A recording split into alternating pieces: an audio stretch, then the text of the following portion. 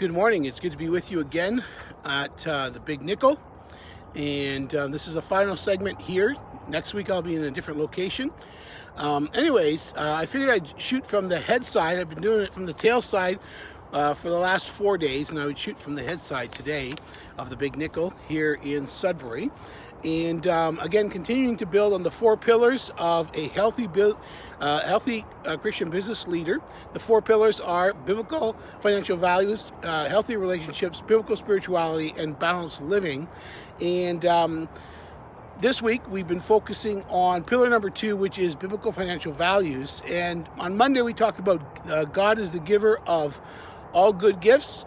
We talked on Tuesday about gifts may seem small, but again, as Jesus made very clear in Matthew 25, those small gifts separate those who really love him and serve him versus those who are simply just religious. Wednesday, a gift given is a gift given, and so that's the idea of giving gifts without strings attached. And then yesterday, we give the gifts that you promise. So when you make a promise to someone, don't be a promise breaker, but be a promise keeper. Make sure that you keep the promises that you have made. And then today is giving gifts enriches our lives. And this is an interesting topic, really, when you think about this. So oftentimes people feel that if you want to get ahead in life, what you need to do is simply hold on to everything you get and hang on to it and save and save and save. Well, what is interesting, of course, is that saving is part of getting ahead, for sure. We should put a certain amount of money away and save for the future. But gift giving is also a way in which we get ahead. Even giving to the poor helps us get ahead. Ecclesiastes 11 verse 1 says this: "Cast your bread upon the waters, for after many days you will find it again." The idea here, of course, is to spread your wealth and it will return back to you. Now, that is true.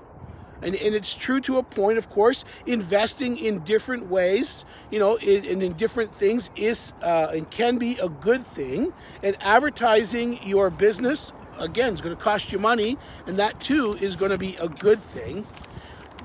But we need to move beyond that. It's not just about that. Matthew chapter 5, verse 42, Jesus says, "Give to the one who begs from you, and do not refuse the one who would borrow from you."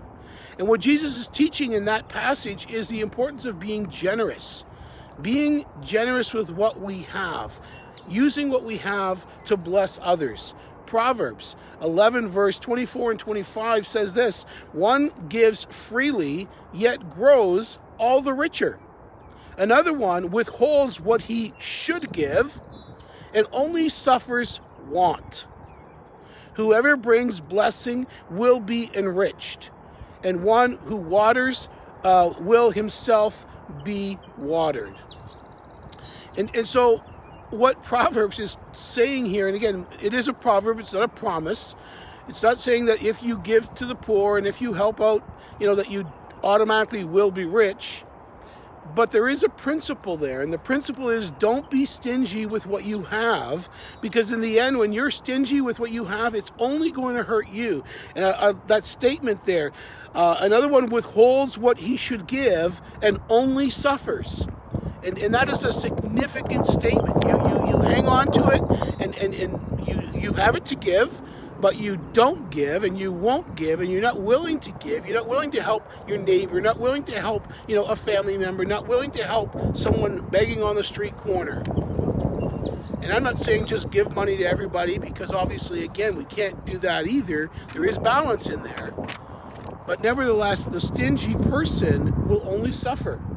And then 2 Corinthians chapter 8, verse 14, Paul says this: "At the present time, your plenty will supply what they need, so that in turn, their plenty will supply what you need." The goal is equality. And in that passage in 2 Corinthians 8, Paul is talking about giving. He's talking about how one church gave out of their poverty and they gave beyond their ability. And then he says, later on, he says, I think in verse 12, he talks about the fact that it's not about us giving for their luxury and our want, but it's for equality. And then verse 14, he reminds us that it's for us to give when we've got lots to give and to help. On the other hand, there will come a time when we might have need and they'll have opportunity to give. So we don't give, of course, to get. That's not the right attitude. But yet when we are generous, when God has blessed us and we're generous with what God has blessed us with, and we go through a situation where we might be in need, by the grace of God, others can and will be generous towards us as well. Now again, not a promise, but that is kind of the norm of the way things go. So today, as you go about your day, remember, giving is better than receiving. And may we be generous in our gift giving. Have a great weekend. I'll see you next week from a different location. May the Lord bless you.